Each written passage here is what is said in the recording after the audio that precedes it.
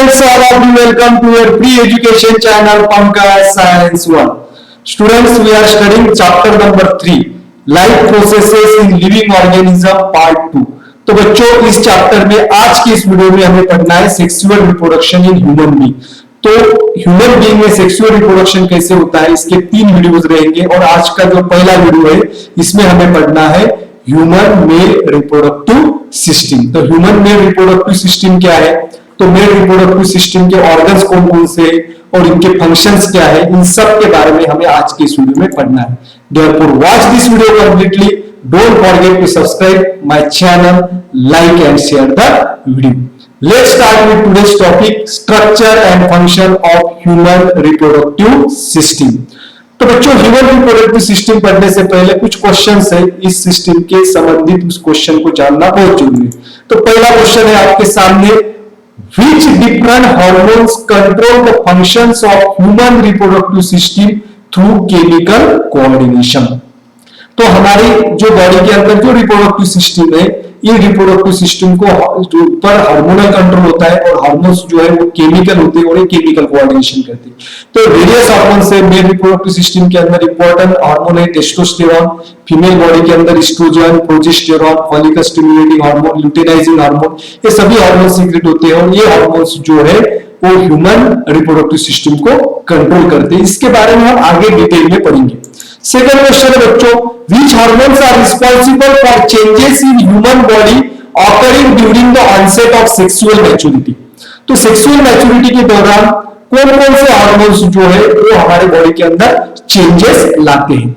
तो बॉयज और गर्ल्स जो है इनमें अलग अलग तरह के चेंजेस आते हैं और ये सेक्स हार्मोन की वजह से होता है। बॉयज के अंदर जो है टेस्टोस्टेरोन नाम का सेक्स हार्मोन सीक्रेट होता है और टेस्टोस्टेरोन हार्मोन जो है at the age of puberty ये it is brings about the various changes in the boys. तो बॉयज के अंदर क्या क्या चेंजेस आता है, इसके साउंड में चेंज आ जाता है, साउंड आवाज जो है भारी आवाज हो जाती है, फॉर्मेशन ऑफ मुस्टैची एंड ब्रीड्स, मुस्टैची और ब्रीड्स जो है बाल आने शुरू होते हैं फेस के ऊपर और उसके बाद there occur the development of hairs on the groins and armpits and genitalia. Armpits के अंदर जो है हेयर्स डेवलप होते हैं, जेनाइटल ऑर्गन जो है यहाँ पे हेयर्स की फॉर्मेशन होता है और this brings about the various changes in the boys due to the hormone testosterone.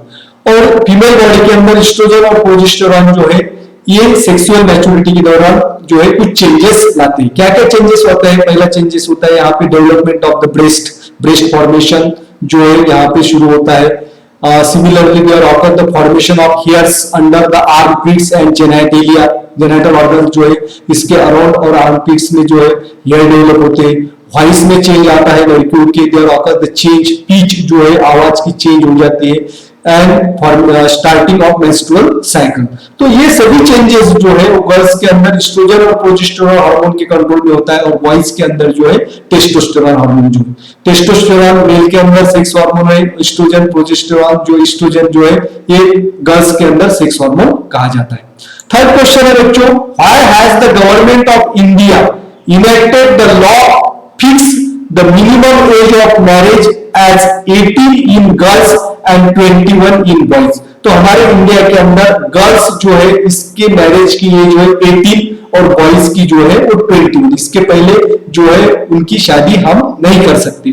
तो इसका रीजन क्या है बच्चों, because during this age there occur the certain changes in their body and they becomes adult. तो इस as में ये adult हो जाते हैं and during this age the secondary sexual characters are developed and एक और important reason है जिसकी वजह से due to these changes they becoming physically and mentally ready to reproduce। तो रिप्रोडक्शन के लिए फिजिकली और मेंटली ये तैयार होते हैं। इसीलिए बॉयज के लिए 21 और गर्ल्स के लिए 18 जो है ये इंडिया के अंदर मैरिज की एज है। इसके कम उम्र में अगर हम शादी करते हैं किसी लड़के या लड़की की तो इसे जो है ये गुनाह माना जाता है। तो बच्चों अब हम स्टार्ट करते हैं ह्यूमन मेल रिप्रोडक्टिव सिस्टम। तो ह्यूमन मेल रिप्रोडक्टिव सिस्टम क्या होती है? तो mail reproductive system consist of various organs. तो मेल रिप्रोडक्टिव सिस्टम में ऑर्गन्स कौन कौन से? It contains the pair of testis, इसके अंदर होते हैं टेस्टिस, देन वेरियस ग्लैंड्स, अलग अलग तरह के ग्लैंड्स होते हैं इसके अंदर। तो टेस्टिस दो होती है, ग्लैंड्स जो है 3 ग्लैंड्स होते हैं इसके अंदर, सेमाइनल वेसिकल, प्रोस्टेट ग्लैंड और कॉपर ग्लैंड, 3 ग्लैंड्स होते हैं। Then duct, various duct. तो यहां पे आप देख पा रहे हैं ये एक ही डक्ट है लेकिन अलग अलग रीजन में उसे अलग अलग नाम दिया है। इस डक्ट के बारे में मैं आपको आगे बताऊंगा। और penis, these are the organs of male reproductive system. कौन कौन से ऑर्गन है बच्चों? Testis, pair of testis, various glands, then various ducts and single penis. तो हम देखेंगे डायग्राम के अंदर। These are the testes. There are 2 testes are present in the male body.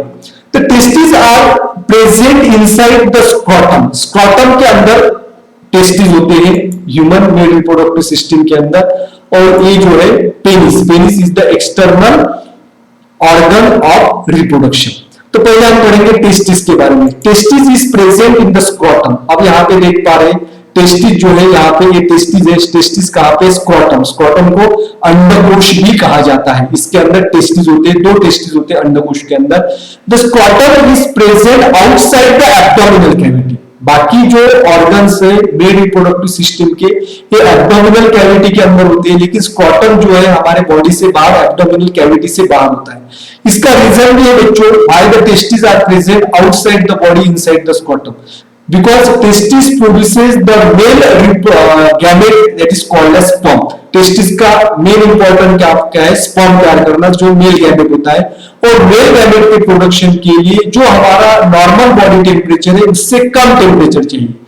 उस टेम्परेचर के ऊपर स्पर्म हमारे बॉडी के अंदर तैयार नहीं होते, इसीलिए टेस्टिस जो है वो स्क्रोटम में प्रेजेंट होते हैं। और स्क्रोटम जो है इसका टेम्परेचर हमारे बॉडी टेम्परेचर से कम होता है। अब हम यहाँ पे आप देख पा रहे हैं टेस्टिस की डायग्राम है, इंटरनल स्ट्रक्चर आप देख पा रहे हैं टेस्टिस का। अब टेस्टिस जो है टेस्टिस के अंदर होते हैं बच्चों seminiferous tubules. The testis contains numerous seminiferous tubules. इसमें बहुत सारे सेमिनिफेरस ट्यूब्यूल्स होते हैं and this seminiferous tubules are lined by germinal epithelium. तो इसके अंदर क्या होता है? जर्मिनल इपिथेलियम होता है।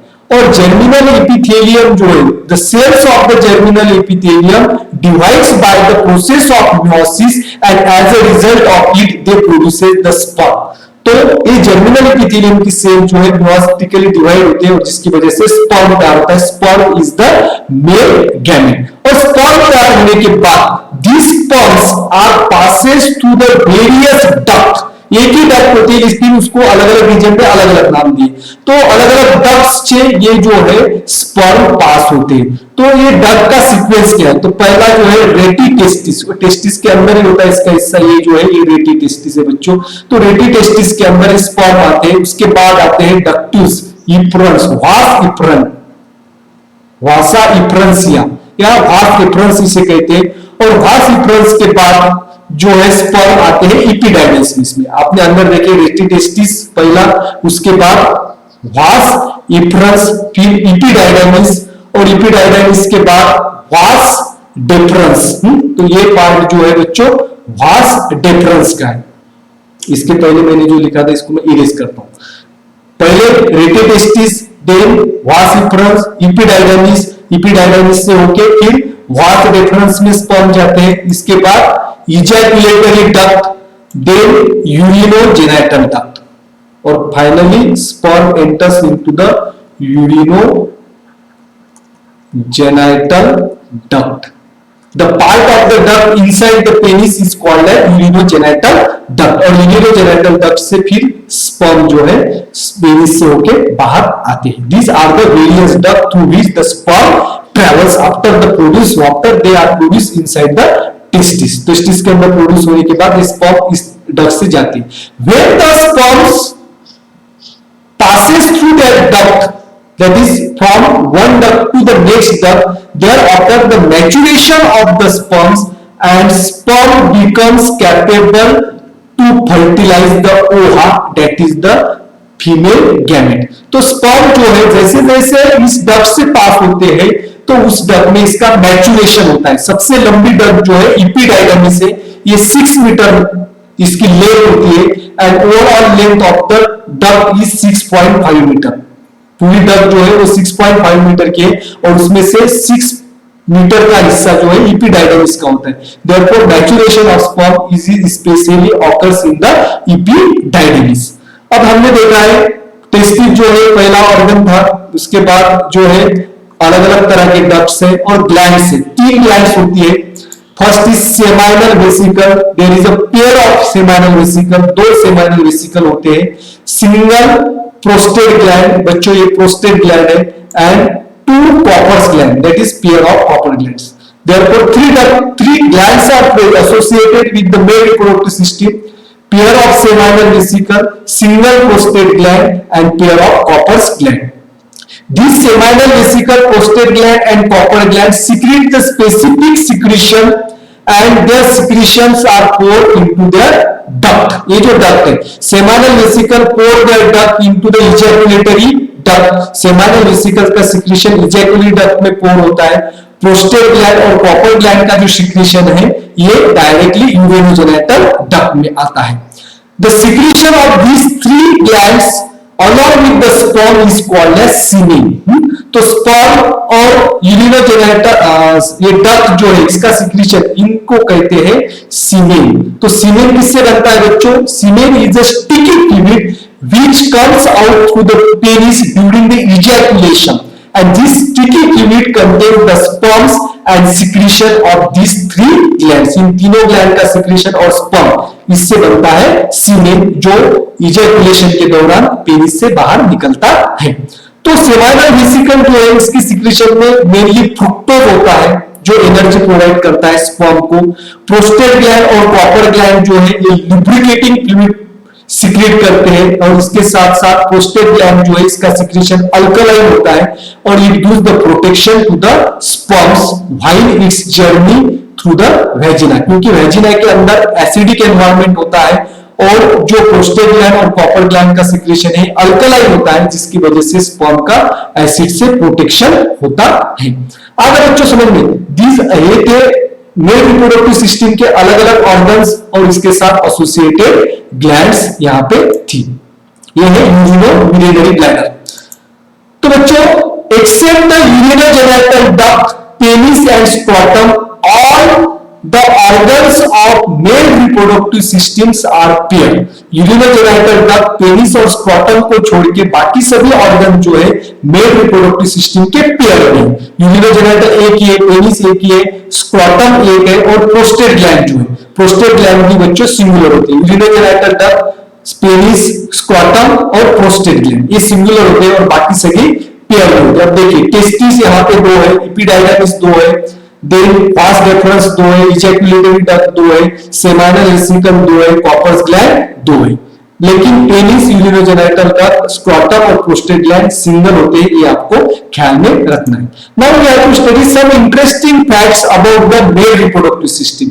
मेल रिप्रोडक्टिव सिस्टम से संबंधित कुछ इंटरेस्टिंग बातें हैं जिसके बारे में अभी हमने देखना है। पहला है length of each epididymis is about 6 metre. जो हमने डक्ट देखी उसमें सबसे लंबा हिस्सा जो होता है वो एपिडाइडमिस का होता है, they're about 6 metre in length, यानी कि 19 feet 6 metre is equal to 19 feet. Okay. Second, the length of sperm is about 60 micron. Sperm जो होते हैं इस तरह से स्पर्म जो है इसकी डायग्राम होती है बच्चों, this is the structure of sperm. तो स्पर्म जो है इसको 3 हिस्से होते हैं, एक होता है हेड, दूसरा होता है मिडल पार्ट और सबसे आखिरी वाला होता है टेल का हिस्सा, 3 पार्ट्स ऑफ द स्पर्म। और इसका जो साइज है वो सबसे छोटा होता है 60 micron. Such a small sperm has to cross the distance of approximately 6.5 meter while passing out of male reproductive system. तो स्पर्म जो है वो सिर्फ 60 माइक्रोन होते हैं, बहुत ही छोटे होते हैं और इस स्पर्म को जर्नी करनी पड़ती है 6.5 मीटर। डक से जब पास होते हैं तो डक की टोटल लेंथ है 6.5 मीटर, इपिडायडामिस 6 मीटर का है और बाकी डक जो है 0.5 मीटर की है, यानी कि टोटल लेंथ जो होती है इसकी near about 21 feet, more than 21 feet. तो 21 फीट से भी ज्यादा डिस्टेंस जो है इतने छोटे स्पर्म को ट्रैवल करना पड़ता है। And that is why the sperm need the large amount of energy, for this purpose fructose is present in the semen. तो ये जो स्पर्म जो है इसको इतना लंबा रास्ता पार करना पड़ता है, इसीलिए स्पर्म को बहुत ज्यादा एनर्जी चाहिए और ये एनर्जी स्पर्म को मिलती है फ्रुक्टोज से। हमने इसके पहले पढ़ा है सेमाइनल वेसिकल जो है ये ग्लैंड होती है मेल रिप्रोडक्टिव सिस्टम के अंदर, ये सीक्रेट करता है फ्रुक्टोज और ये फ्रुक्टोज सीमेन के अंदर होता है और ये फ्रुक्टोज जो है स्पर्म को एनर्जी प्रोवाइड करता है, जिसकी वजह से स्पर्म इतना लंबा रास्ता पार करता है। These are the interesting facts about male reproductive system। तो बच्चों आज के इस वीडियो में हमने मेल रिप्रोडक्टिव सिस्टम के बारे में पढ़ा है। अगला जो वीडियो रहेगा इसमें हमें पढ़ना है फीमेल रिप्रोडक्टिव सिस्टम के बारे में, नेक्स्ट वीडियो में हम पढ़ेंगे। Thanks for watching complete video.